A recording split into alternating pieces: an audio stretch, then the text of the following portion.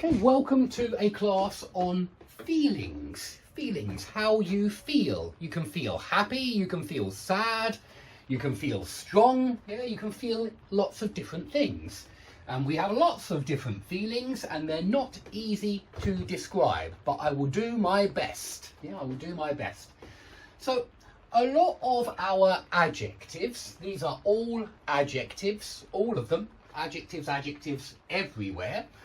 A lot of our adjectives have an ed version and an ing version, and they're always different because ed is how you feel, it's how people feel.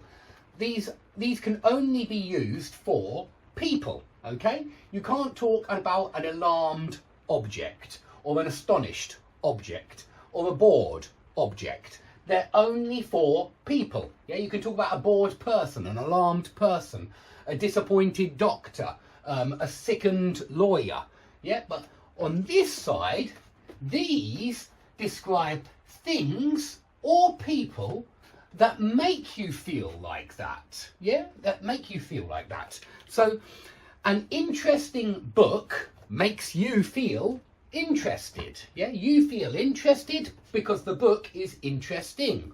Or maybe you're in a lesson and the lesson is really whoopsie daisy, the lesson is really boring. The lesson is really boring, so it makes you feel bored.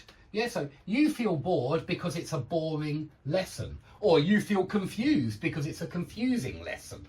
So I hope that is clear. I hope I haven't confused you. I hope you aren't confused. I hope it's clear that you understand.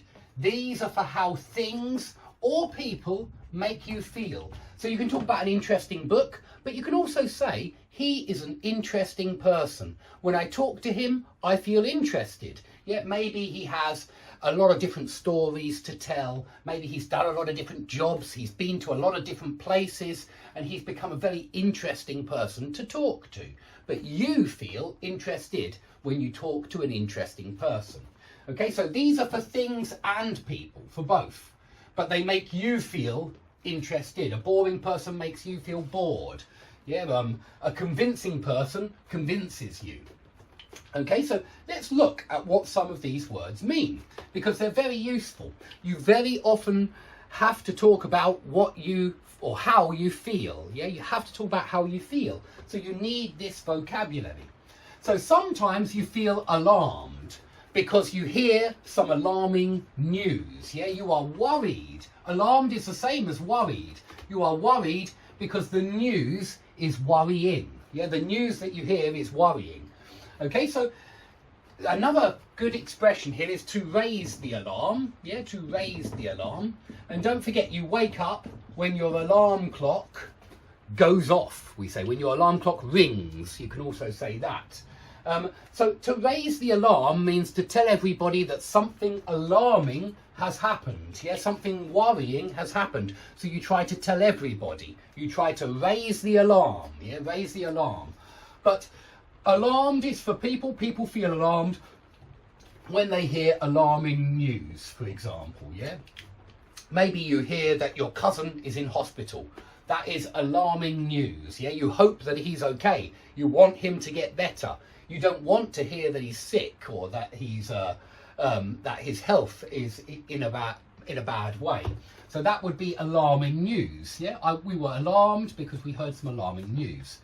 Okay, amazed, which is really, I would say, pleasantly surprised. Amazed it's always pleasant, it's always positive. Amazed and amazing. And in fact, you can talk about some amazing marks, for example. Maybe you hand in your essay to your teacher and he gives you an A, an A+.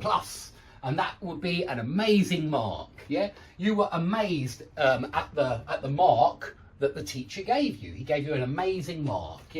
Or you can say that was an amazing performance. The band last night was amazing. And here it means wonderful, fantastic. But you felt amazed because the concert was so amazing. Okay?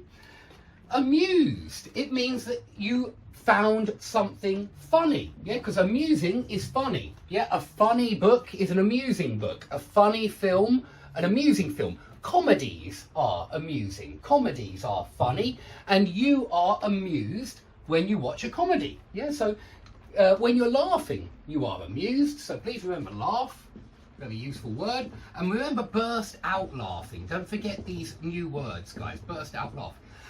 Excuse me. Burst out laughing. And by the way, that is a sneeze, if you're wondering how to say that. I'm sneezing all the time today. Yes, sneeze.